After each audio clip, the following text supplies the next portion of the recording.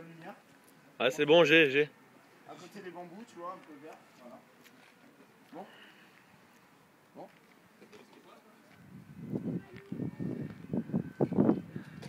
Y a pas de 3, 2. 3, 2, 1, top. Aujourd'hui, dans dossier du désespoir, nous retrouvons Alan qui a tout perdu. Après des difficultés dans son travail, une fracture, une machine à sous pour en fait se retrouver à son juste sort, bafoué. Suivons-le, suivons-le. Trahi par sa copine. C'est un témoignage troublant et plein d'émotions que Va nous livrer. va nous livrer Alan Camps. Ah, c'est la pause. Salut.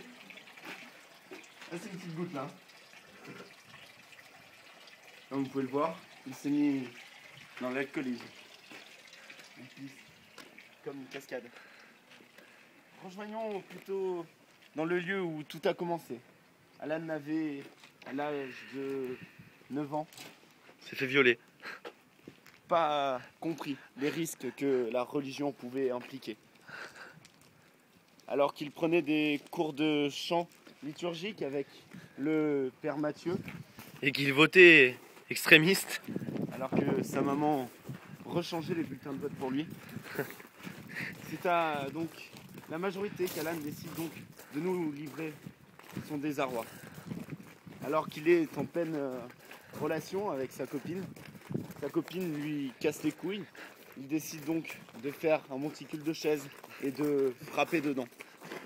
C'est donc devant la justice qu'Alan se retrouve donc confronté à une particularité. Il se retrouve donc et est obligé de suivre ses cours de catéchèse.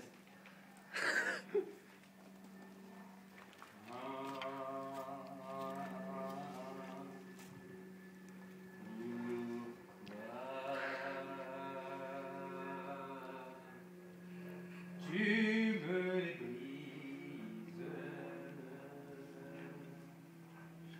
mais pour moi, mon Dieu.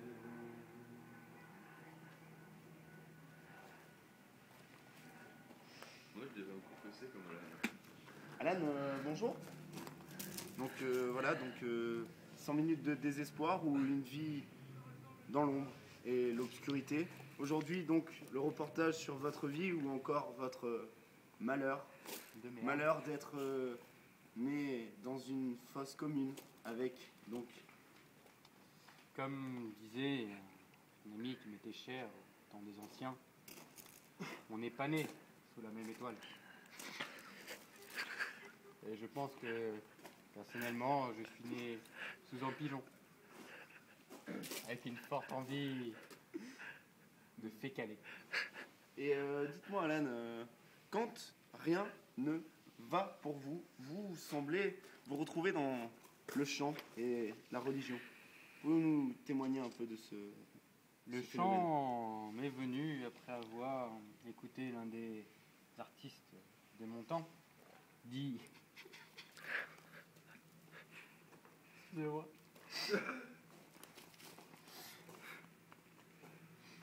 On coupe.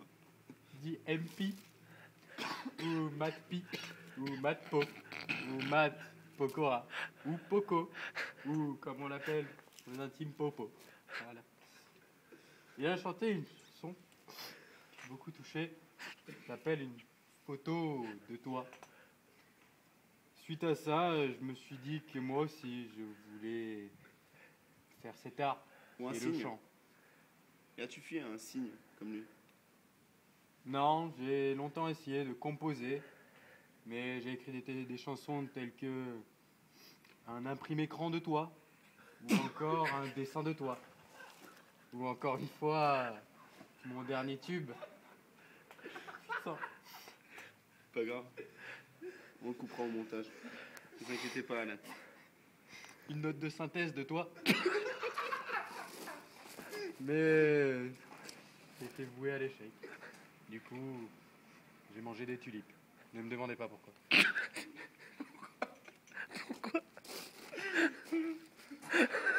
Donc, pardon, excusez-moi, je suis troublé. Donc ici, dans ce lieu voué au culte et au silence et au calme, que vous vous êtes donc retrouvés. Pouvez-vous nous en dire plus peut-être sur ce lieu qui semble cher à vos yeux, car vous l'entretenez, je le rappelle, tous les jours. Bah, je vous avouerai que ce lieu que vous voyez ici, c'était avant tout là où je venais pisser. Mais après avoir porté attention, j'ai vu cette dame dans le fond sur laquelle j'ai beaucoup craché. Parce que je venais avec un ami à moi, José, de son prénom, je ne citerai pas son nom, son petit chien et sa femme au loin. Et il m'a dit, mec, ça, c'est la putain de vierge. Ces mots ont longtemps résonné dans mon esprit. Et en effet, c'était la vierge. Pourquoi, comment, ou encore quand est-ce qu'on mange, je ne sais pas. Mais sommes-nous tous voués à se poser des questions sans jamais avoir de réponse? C'est pour ça que je viens dans ce petit jardin, entretenu par Pedro, dit l'enculé, et son chien Sam, dit le chien moche. Ou face de merde. J'espère vous voir éclairé du mieux possible. Eh bien, petite transition, nous allons donc rejoindre le central, le jardin, là où il paraîtrait que des enfants ont été donc violés dans les années Par 80, contre, je vais 90. devoir... c'est là, je pense que nos chemins se séparent puisque je comptais me jeter. Donc je vous dis à bientôt. Eh bien, salut Alan. Et à la prochaine. Écoutez, comme on dit, jamais deux sans trois. Ne me demandez pas pourquoi.